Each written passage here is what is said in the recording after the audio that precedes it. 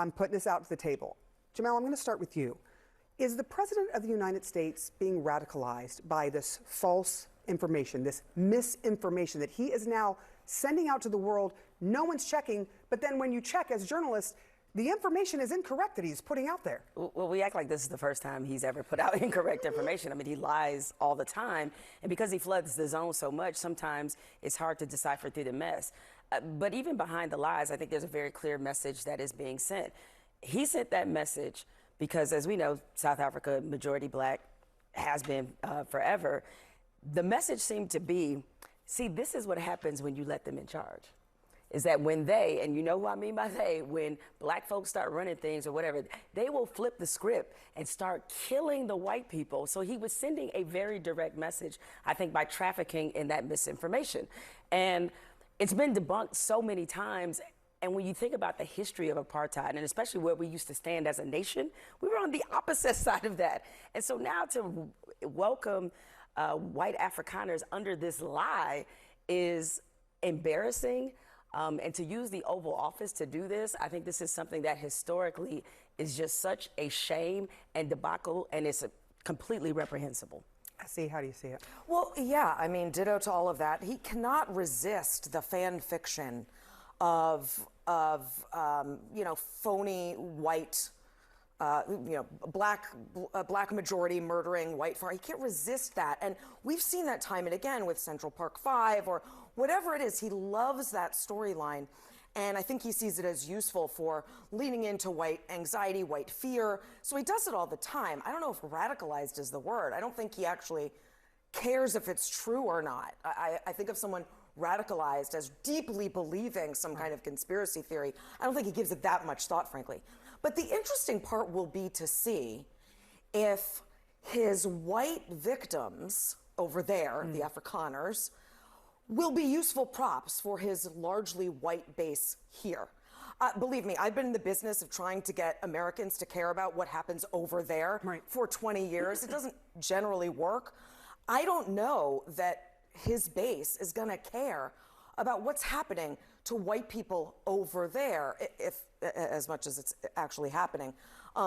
They elected him to care about white people here and their economic grievances. So, I mean, that's just sort of an interesting layer to it that, you know, we'll have to see play out. If they end up being the useful props, I think he believes they will be. Montel, when you look at this on the whole and the story that is being told here, what is the message to Americans? Because he is literally not letting in people who are, their lives are threatened in a genocide in Sudan, in the Congo. He even showed pictures of the Congo. Syria, Myanmar. That Oval Office debacle was just an opportunity for him to play to his base here that has the same amount of hate in their heart that he does. Let's get this clear. When you watch that press conference, he demeaned and was nasty and this to the president, but as soon as the white billionaire started talking, changed it. So he made sure that his base recognizes that those people should be talked down to. Those people don't deserve my respect. Those people over there, just like those people over here, that don't deserve our respect.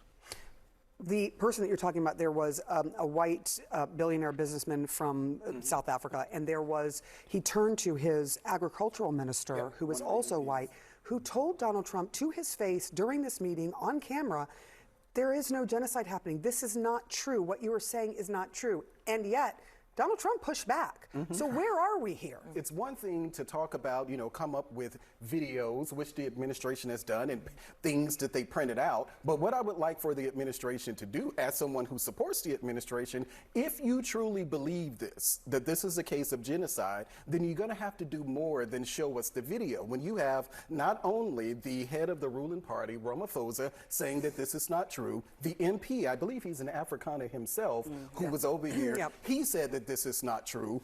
outlets, care. independent outlets, and I was going there. I don't think that he cares that this is true. Much like Donald Trump didn't care that whether or not Haitians were eating dogs and cats. I don't think that he's vested in that type of way. I do believe that this is a direct appeal to the woke right, who really have leaned in on this notion that white people are victims, and I think that that's what Donald Trump is playing to. But I want to say though, Donald Trump, and I will say my colleagues on the right, many friends that I have on the right, if you are willing to believe this about genocide, then anybody looking at the United States, and this is what the left does, perpetuating this idea that police officers are rounding up or shooting, gunning down black people in the streets. If you don't live here, you probably will believe that because that's what the media say. Well, that's not happening. Police officers aren't just gunning down black people in the streets here, much like white people in South Africa are not being killed because they're white. They are being killed, but they're not being killed because they're white. There's no evidence to point to that. And it's across the board. It's because of the gang violence there. What we should be talking about is how we export to other nations information about how you deal with gang violence. Remember, this is also a trading partner of ours and should remain that. But for some reason, people walk away from that thinking they are less than.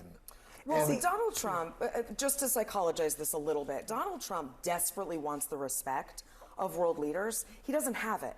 That is so obvious. Putin can't believe his luck that he got such a gullible counterpart in America. He's not been able to end that war on day one. He's not been able to push for peace in Gaza. The EU countries are ignoring his tariff threat because they're like, we'll just wait. We'll just wait him out. He desperately wants the respect, and I think that's why he resorts to some of these bullying antics in the Oval Office, because the only way he can get it is through strong arming. They don't respect him. They think he's a joke. They think he is the embodiment of America's ugliest stereotypes. So I think there's an insecurity and a chip on his shoulder there when he's meeting with his counterparts. He wants something he knows he doesn't have. He won't get it, so he'll do what he can to strong arm it. It's a really interesting point. All right.